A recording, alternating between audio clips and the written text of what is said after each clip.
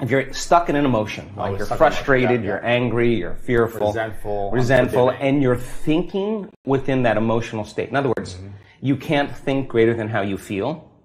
That means then you were thinking in the past because those emotions are a record, a residue of the past.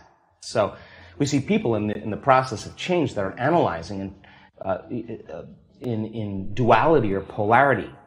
That kind of drives the brain into higher states of arousal and further away from true change.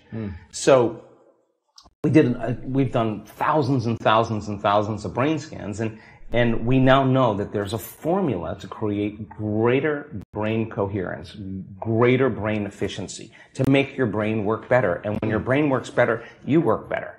At the same time, it requires a clear intention and an elevated emotion to begin to change your energy and to change your life. And nobody changes until they change their energy, right?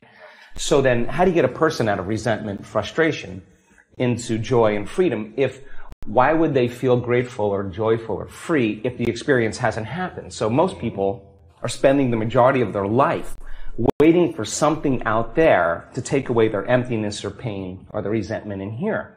Well, if they're waiting their whole life in separation or lack, then, and we create reality, then the lack is driving certain thoughts, which is creating more separation and more lack. So teaching people then to begin to condition their body emotionally before the evidence takes place in their life is breaking a significant habit, right? Yes. So instead of living by cause and effect, now we're beginning to cause and effect. So the moment you start feeling whole and grateful, we now know your healing will begin at that moment. Yes. The moment you start feeling worthy and abundant, your wealth is coming. You know, you're generating a certain amount of energy, a certain amount of wealth. And so let's stop telling the story of your past and let's start telling the story of your future. And people who aren't defined by a vision of the future, for the most part, are left with memories of the past. Your brain is a record of the past. It's an artifact of everything you've learned and experienced at this moment. So most people wake up in the morning and they start thinking about their problems. Yeah. And those problems are memories that are tattooed in the brain that are associated to certain people and things at certain times and places. So the person wakes up clean slate, they start thinking about their problems they're thinking in the past. If you believe your thoughts have something to do with your destiny, well, there's a possibility that your past is going to be your future. Every one of those problems has an emotion associated with it. So then the moment you start recalling the problem, you start feeling unhappy. Now your body's in the past because thoughts are the language of the brain and feelings are the language of the body. And how you think and how you feel creates a state of being. So people reaffirm their identity based on the past, right? And it turns out that the redundancy of doing that, conditioning only requires an image and an emotion. And most people are unconsciously conditioning their body into the familiar past, into the known. So now if you're in the familiar past and in the known, you're going to crave the predictable future. Right? That's the known as well. And there's only one place where the unknown exists, and that's the eternal present moment. That's the sweet spot of the generous present moment. You ask a person, why are you so unhappy? Why are you so frustrated? Why are you so resentful? The moment you ask that, their brain is going to associate that emotion to a past event. To a memory. To a memory. Yeah. That's because they have nothing to look forward to in their future. So if you're not being defined by a vision of the future, it just means to me that you're more in love with your past than you are with the future. So how do you teach people to believe in a future that they can't see or experience with their senses yet, but they've thought about enough times in their mind that their brain is literally changed to look like the event has already occurred? The latest research in neuroscience says that's absolutely possible. We know that. And how do you teach a person to select a new possibility in their future and begin to emotionally embrace that future before it's made manifest to such a degree that their body, as their unconscious mind, is believing it's living in that future reality in the present moment, and they're signaling new genes and new ways ahead of the environment. Now, till their body begins to change to look like the event has already occurred. We've proven that that's possible. Now think about this. So your body is believing it's living in that future reality in the present moment. Now think about this. The stronger the emotion you feel from some condition in your life, the more altered you feel inside of you, the more you narrow your focus on cause, and the brain freezes an image and takes a snapshot. And that memory now is embossed in the brain. It's branded in there.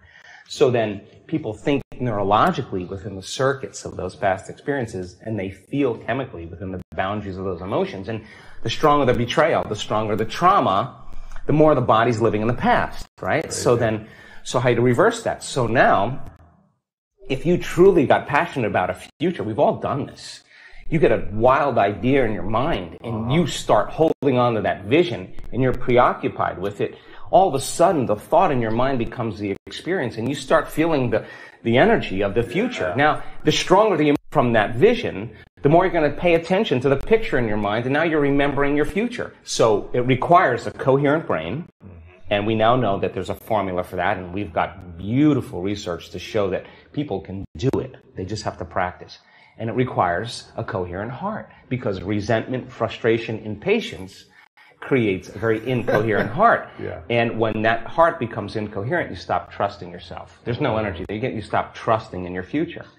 Wow. So then, if there's physical evidence in your brain and body, physical evidence to look like the event has already occurred, it's quite possible you'll be thinking neurologically within the circuits of your future, and you'll begin to feel chemically within the boundaries of that emotion of your future. Mm-hmm. And how you think and how you feel is your state of being.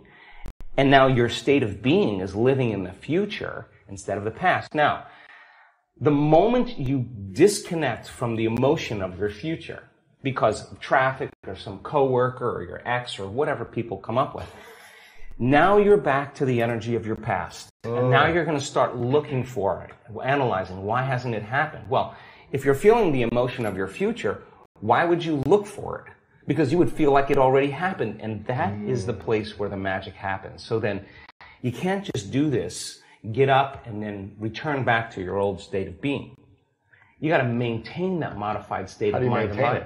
When life happens. Well, let me finish. If I punch you in the face right now, how do you maintain?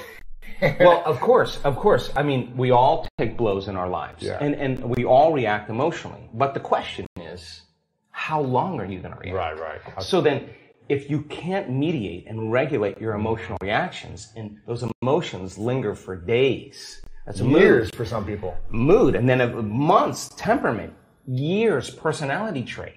So then the person's personality is literally based on the past. But they don't know that because they're doing it over and over again, and it becomes a subconscious program. Something has happened to you, you're receiving something, or you just received something. So your body then, when you're feeling gratitude, is in the perfect state of receiving.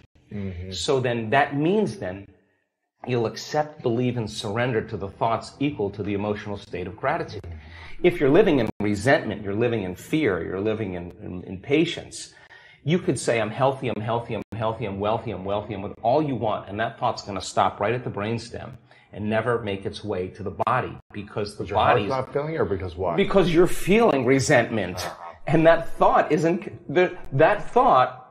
is not consistent with the emotion of resentment. Resentment has a different set of thoughts, right? In other words, once you start opening your heart, it begins to move into coherence. It begins to produce a measurable magnetic field up to 3 meters wide. Now that's frequency, that's energy. And all that energy, that frequency, carries information, carries an intent. So then when you're feeling gratitude and your heart is open, you're broadcasting energy into the field. Now, a frequency. You lay the intent of the thought of your health or your wealth. That frequency can carry the thought of your wealth.